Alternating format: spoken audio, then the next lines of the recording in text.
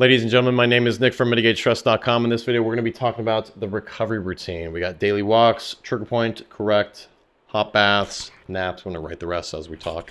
But we also just finished our last video, which was a sustainable, time-saving, effective workout if I didn't have any time, because all of our clients constantly tell us that they don't have time. So you can find that over here. Awesome video. And we just basically did 4 5 to 10 minute time blocks, workouts throughout the day. You just get in, get out, do it when you can. Whether you're a stay-at-home mom or pro athlete, doesn't matter. It's a great routine that's sustainable for a lifetime. It's also great to follow on if life just gets crazy, you know, so you don't want to just stop completely, go cold turkey working out.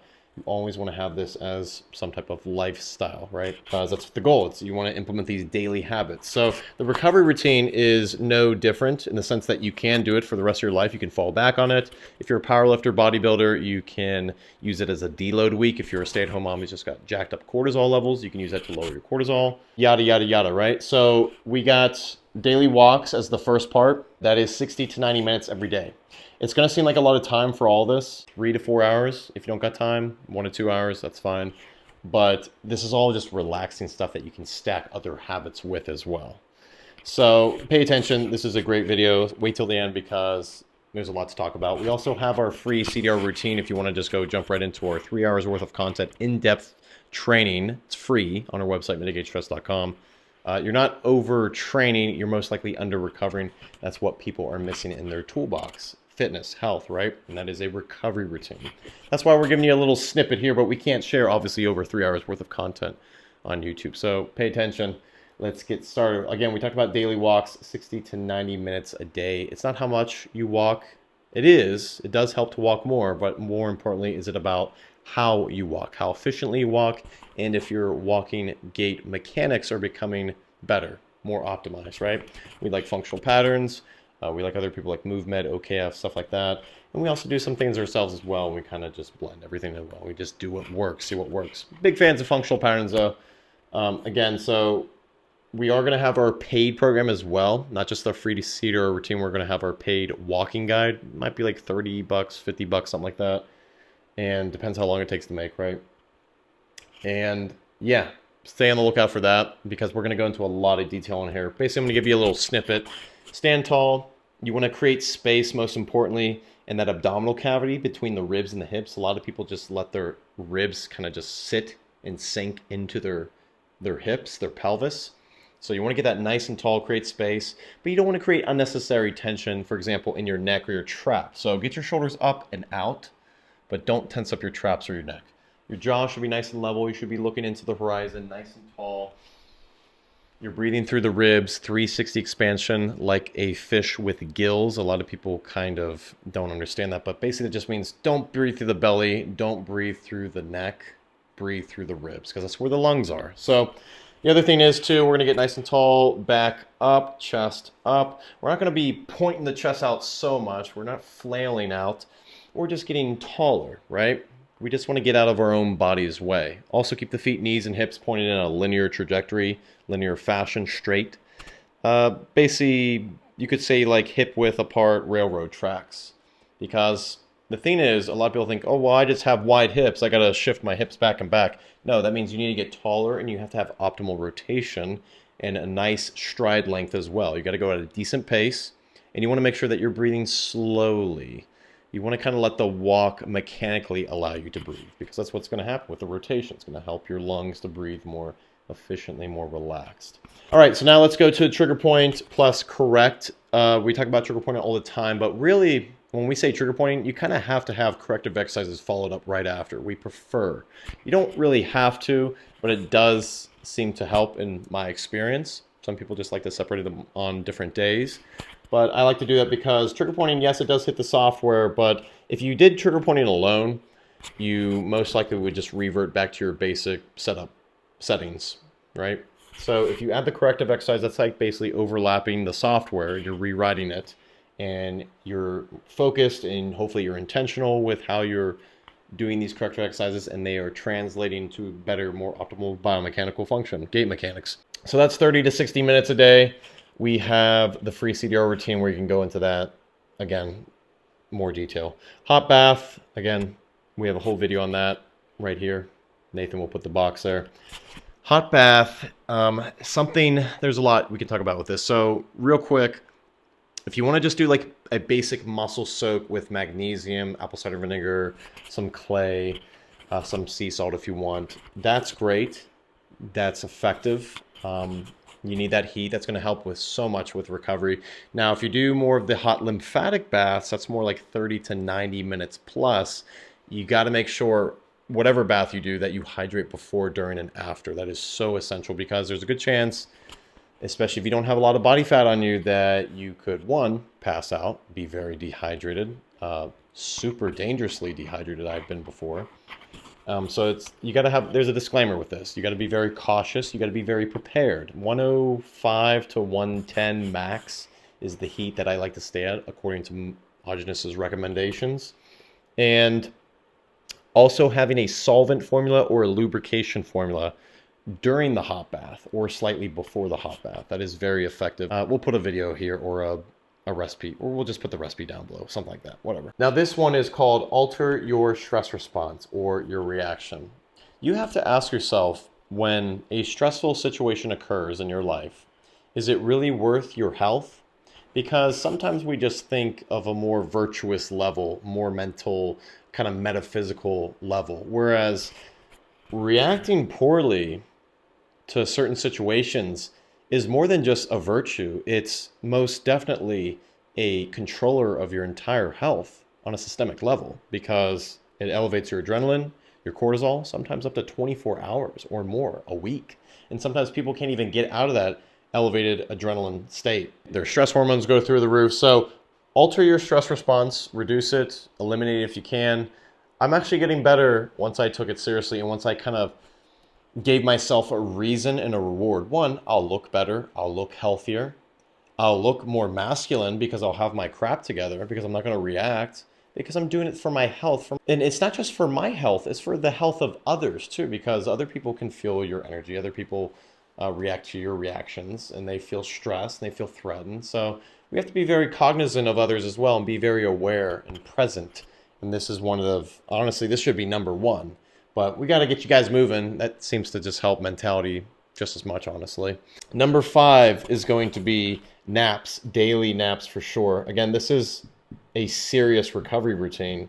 So this is also something that is very essential, could be listed as number 1, honestly, because like Agenus says, like many pro athletes actually say, like you can't replace sleep.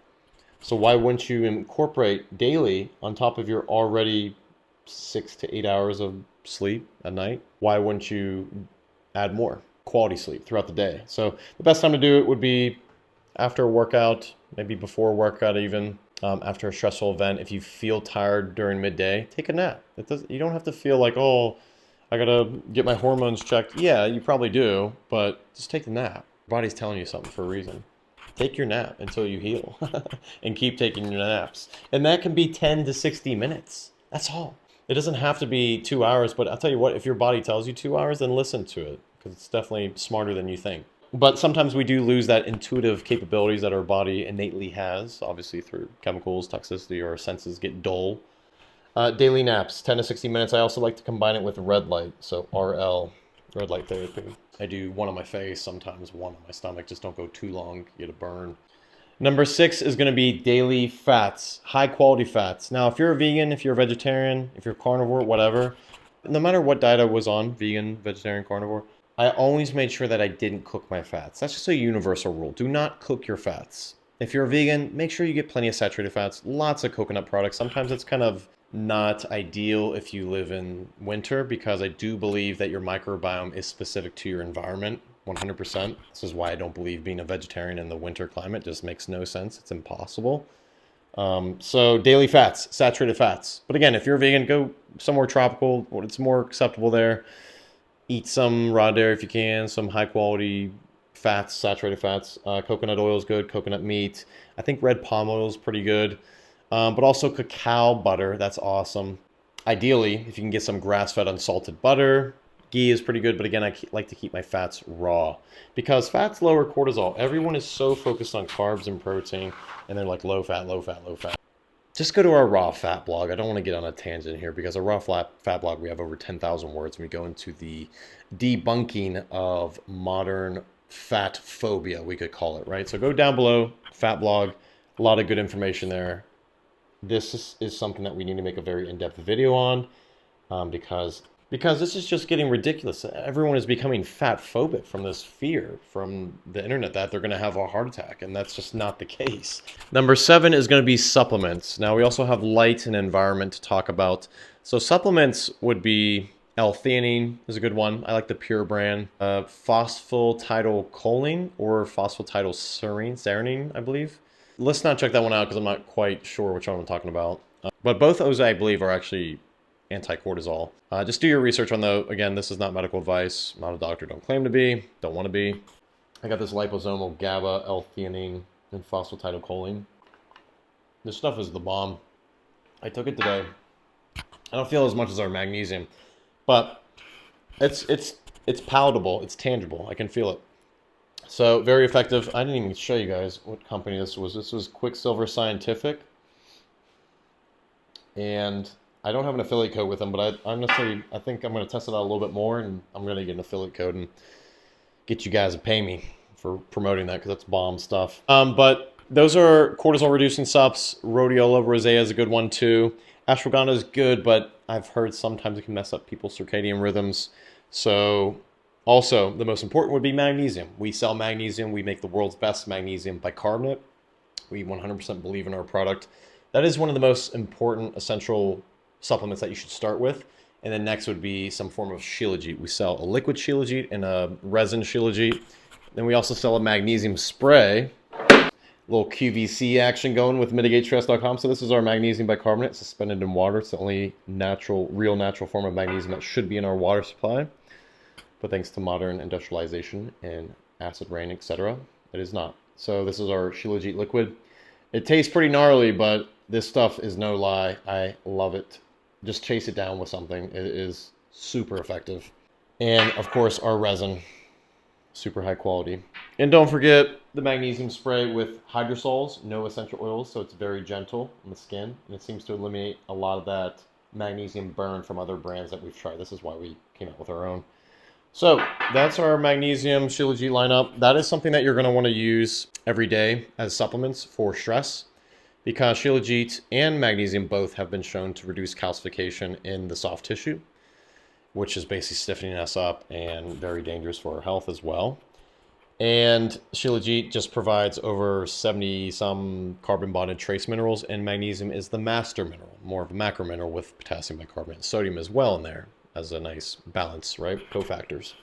So that's what we recommend. There are some other supplements you could do, like DIM, which is basically an aromatase inhibitor. You can do carrot salad every day. That's anti-estrogen, basically.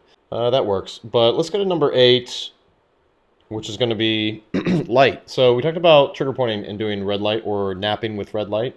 So that being said, let's talk about light, and that's going to be the right light at the right time. So 15 minutes within sunrise, really an hour within sunrise. Some people say before 9 to 10 a.m. And just making sure that you're getting it in the eyes, but never looking directly in the sun, just kind of down or up, whatever. But you just want to program your melatonin for the night, and that's how you do that, by stimulating the right sunlight at the right time, early morning.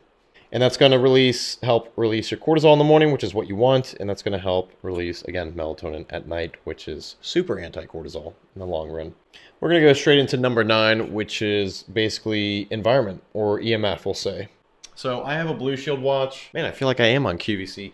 This is a Blue Shield watch. Oh, by the way, I forgot I'm wearing these glasses. Light, you want to block the wrong light at the wrong time. Duh. We talk about that all the time. We have a whole light blog on this, where we talk about the true darks. I got this super blaring green light, little demon Saturn halo light, and this is why I wear these now. I'm like, stuff's too powerful, man. Because one little diode of blue light will literally shut off your melatonin for up to 4 hours. Don't want that, especially at midnight. You're not going to have melatonin until 4 a.m. then sun rises up. EMF. This is the Blue Shield watch. Now, it's not the most technically advanced watch, but I'm not here to use an Apple Watch. I actually do not like Apple Watches. You can't do a timer. There's some things that you can't do on it, but again, I'm not using it for that. I'm using it for EMF protection.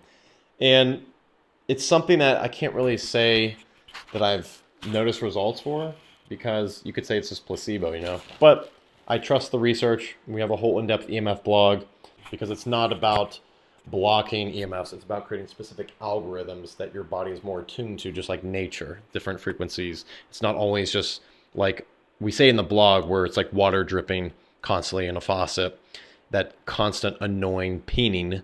This is varying frequencies that our body prefers, scalar frequencies. So EMF Blue Shield is what we recommend. We have all of our affiliate codes down below in our links if you want to buy red light device. Damn it, I forgot to mention that again. Gamba red light device is the one we recommend, because it's the lowest EMF and lowest flicker rate on the market.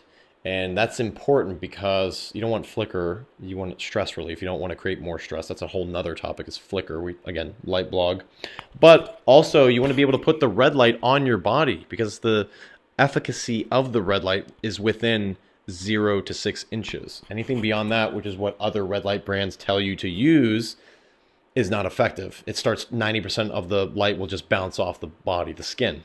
Making sure that you're able to put the red light on your body with direct contact is going to make all the difference, and the only way you can do that is through a Gamba red light device. So EMF, True Dark glasses, we'll have a link down below. Red light, link down below. Blue Shield, if you want to support us, all this will help support our business and allow us to make more free videos. Again, go download our free CDR routine. That's all I want to talk about today, because I already ranted on enough. Let's do a little recap. Again, we got the daily walks, 60 to 90 minutes.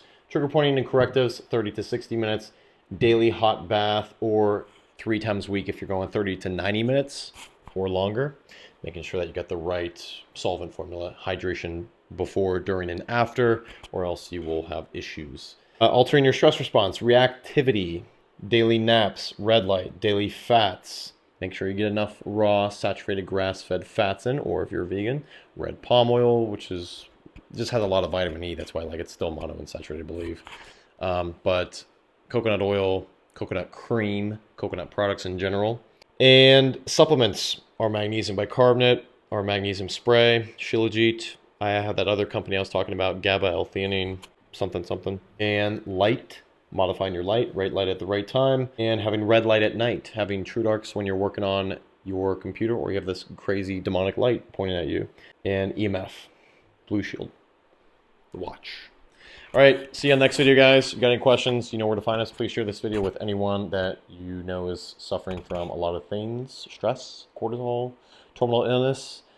Whatever they're experiencing, I'm sure any doctor would agree, if you did daily walks and trigger pointed and stopped reacting, or got your naps in midday, you'd probably be in a good space. All right, see you next time.